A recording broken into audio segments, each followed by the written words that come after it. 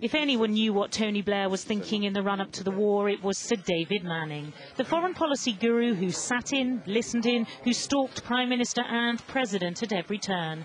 A man who today revealed that Saddam's name first cropped up in a transatlantic phone call just days after the 9/11 attacks. The first time that the President mentioned Iraq to the Prime Minister after 9/11 was on the 14th of September in a telephone call. And he said, if I recall, that he thought there might be evidence that there was some connection between Saddam Hussein and Osama bin Laden and al-Qaeda. And the Prime Minister's response to this was that the evidence would have to be very compelling indeed to justify taking any action against Iraq.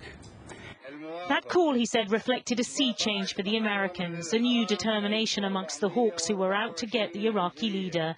But he insisted his own boss wanted Saddam Hussein pursued via the UN route. We were clear that the United States could take military action if it wished to, but we would not do so unless the United States decided to go back to the United Nations. That was very, very clear. And that was absolutely essential. And I think throughout the following months, the Prime Minister hoped very much that the UN route would be productive. He was portrayed as the man who could clear up any mess, any confusion about exactly when planning for the war started. He said that Tony Blair asked for military proposals as early as June 2002, but that didn't mean war was inevitable. The aim was disarmament. It was not regime change. The Prime Minister never made any secret of the fact that if the result of disarming Saddam was regime change, he thought this would be a positive thing. But for the Americans, it was almost the opposite. It was, we want regime change in order to disarm Saddam Hussein.